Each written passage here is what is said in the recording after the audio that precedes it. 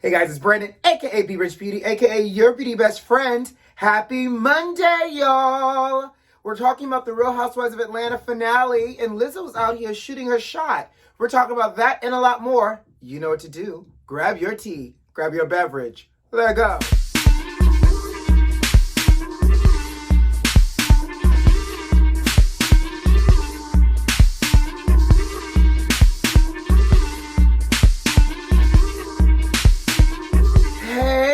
Besties, happy Monday. I hope you guys had a great weekend.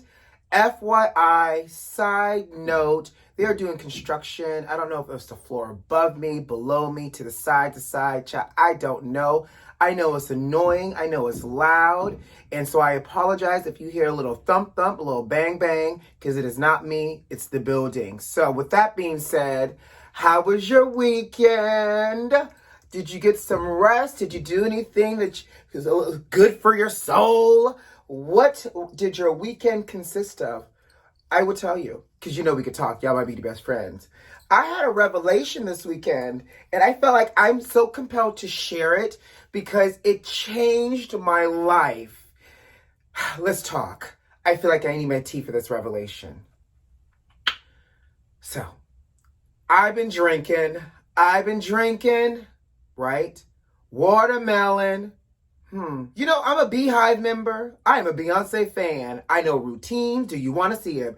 I know songs. I know lyrics. I have been a fan of the Queen Bee for many, many years. My. And it wasn't until I had dinner with a friend on Friday night, we were talking, and somehow the song came up, and I was like, I don't understand what she means about drinking watermelon. I'm like, is she drinking a watermelon margarita? Is this like a watermelon mojito? Is this like a watermelon Moscow Mule? Like, that is one phrase in her song I just don't understand. And he paused. He was like, are you being serious, B? And I was like, I'm so serious. I've been drinking. Like, went through the entire thing. I get so filthy with this Henny. I went through the entire thing, right? And he was just like, she's talking about the seeds in watermelon. And I paused. He goes, you typically spit out the seeds when you eat watermelon, right? And I said, I do.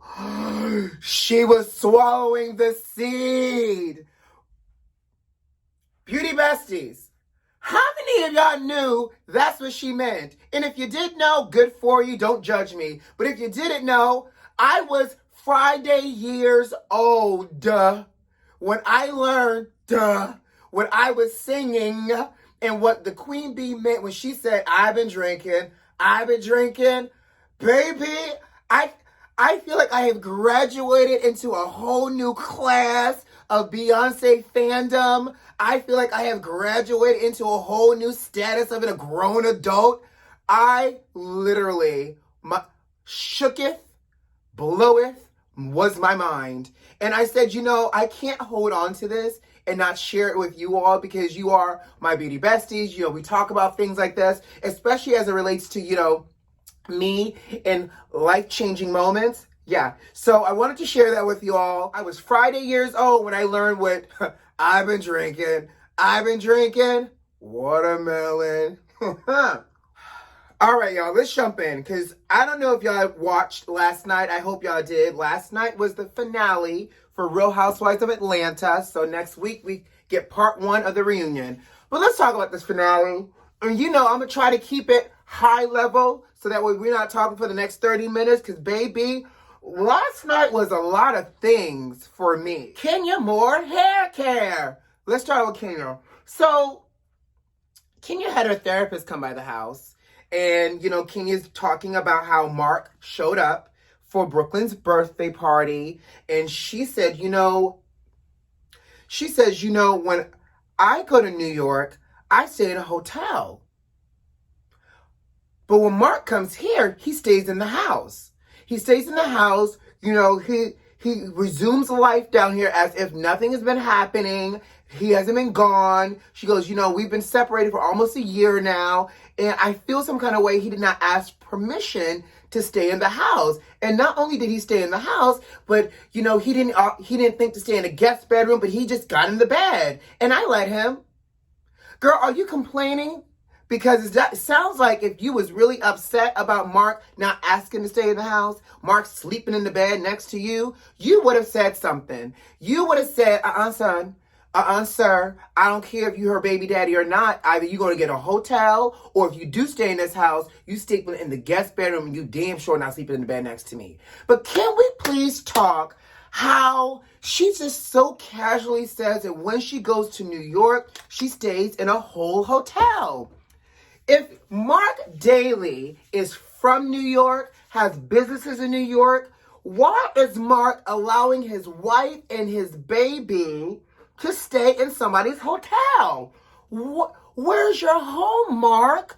Where's the brownstone or the penthouse suite? Like, you got your wife just chilling in a hotel room while they're in New York? Like, something about that seems like a big disconnect, and I need somebody to plug this in and connect it for us on this show, because obviously Kenya is not telling us something. So that's the first piece.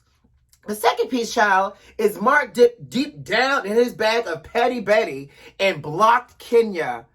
You spent a few days here in Atlanta celebrating your daughter's birthday, and the mother of your child and technically your wife tries to call you, and she is blocked. Text messages aren't being delivered, and she's going straight to voicemail. Is anybody else perplexed besides me? Like, I'm just trying to figure out how this makes sense. So then Kenya goes, I'm going to grab Brooklyn's phone. I'll try calling him from there. First of all, Brooklyn is all of what, 2? Why does Brooklyn have a whole cell phone? And not even like a cell phone with like just, Wi-Fi. But it seems like there's a number attached to it. Who is Brooklyn texting Mark? Is Brooklyn using her phone in the case of emergency? So anyways, let me do my makeup. So she calls Mark from Brooklyn's phone, sends a text message. Mark responds immediately and is like, I'm in the hospital. One of my friends is really injured and I'm here with them. King called him a liar. That's what you're calling him a liar about? How about everything else he's probably doing, child? But fast forward, he blocked her. Let's move on. Drew.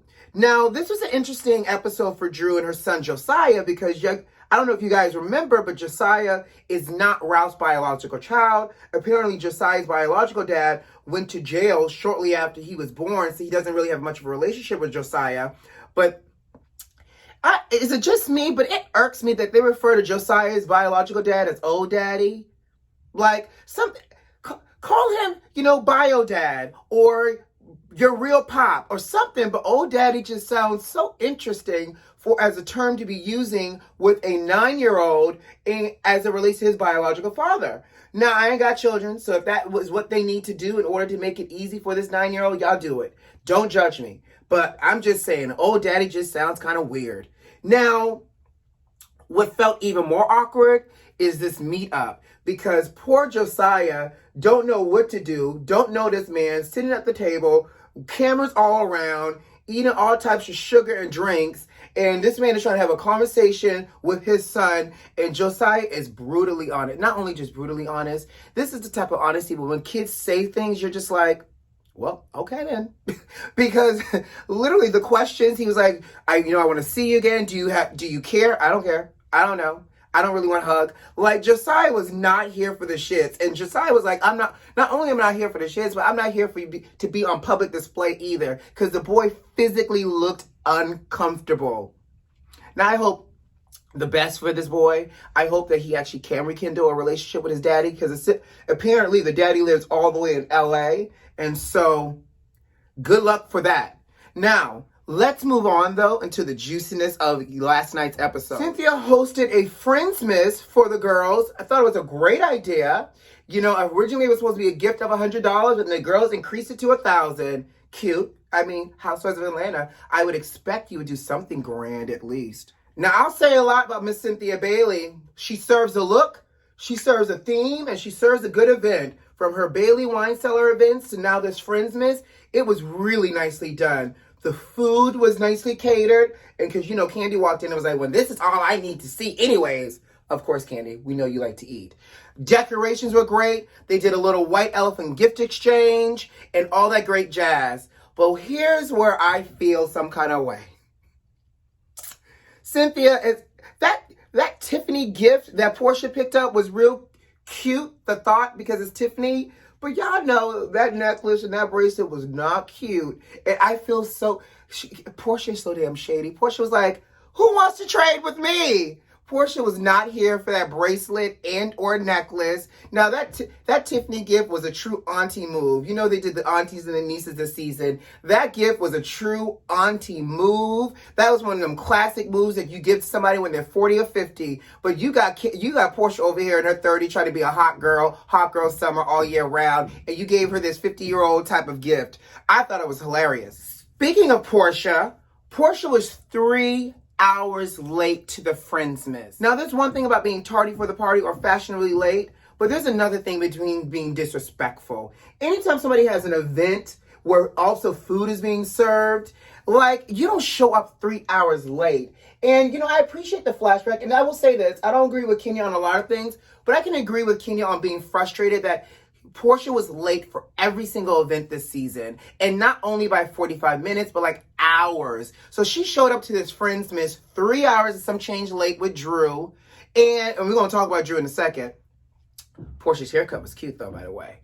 And they had already started like eating, getting ready to do the gift exchange. Now, Marlo didn't show up. Now, here's my question. Did Marlo not come because she was still recovering from her liposuction and she didn't need to be on camera? But I will say Marlo didn't come. She sent her assistant and her nephew with a gift, literally a box of $1,000.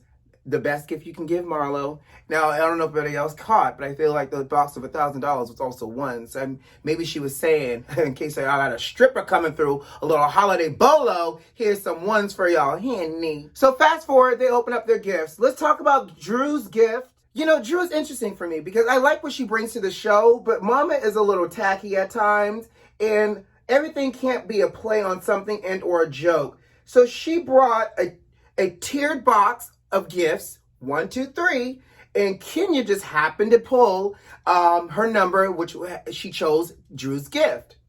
Quite serendipitous, right?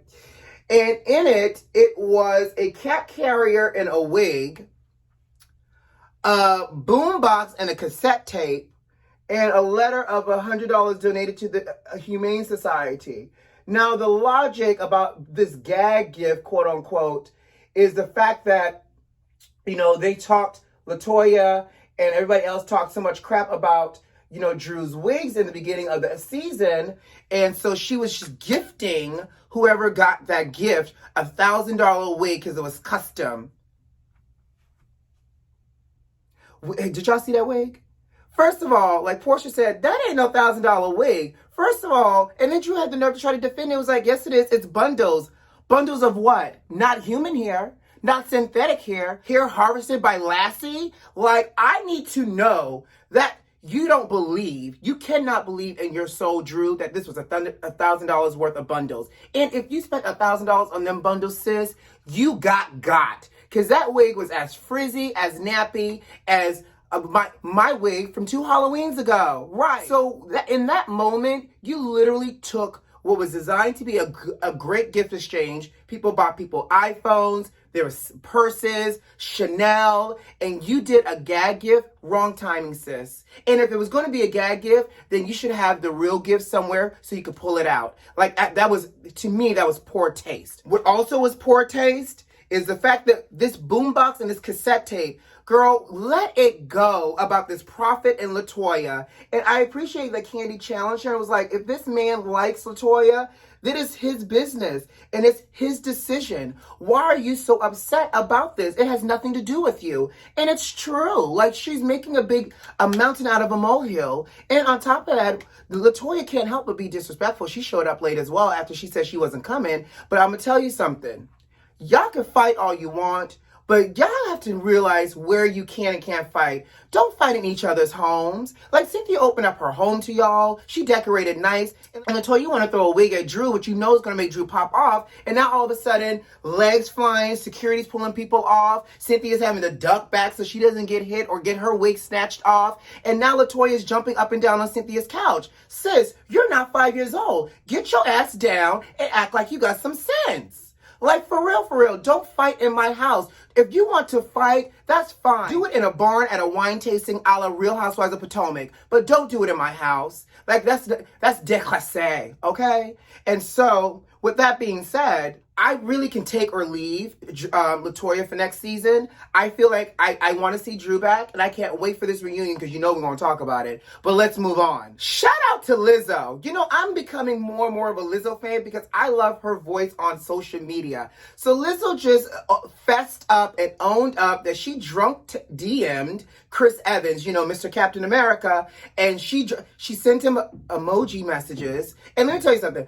I am a millennial. I type out sentences and I may have a few emojis in there and you could tie it all together using context clues. Well, Lizzo's message was just nothing but a string of emojis. And even though, and this is where my millennial, I guess, goes to like my parents or my grandparents, because when you string together nothing but emojis, my literal brain starts like wind, jump, basketball. Like I can't put all, it doesn't, I can't decode it properly. So anyway, so she drunk DM Chris Evans and she apologized for like drunk DMing her. And then Chris Evans responded back and was like, it's okay. God knows I've done worse on this app. Excuse me, Chris, have you? Have you done worse on this app? Are you drunk DMing eggplant pictures to people? Because you know that got leaked on Twitter a while ago. What else are you doing on this app and people's DM Chris Evans? And if he is DMing somebody on Instagram, y'all gonna leak them images and or conversations, allegedly.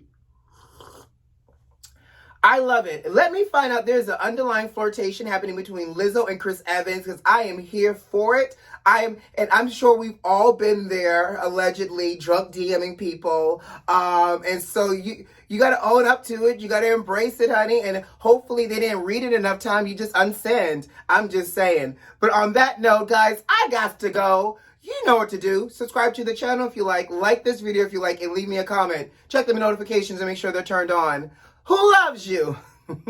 I do. See you on Wednesday. Have a great one. Bye.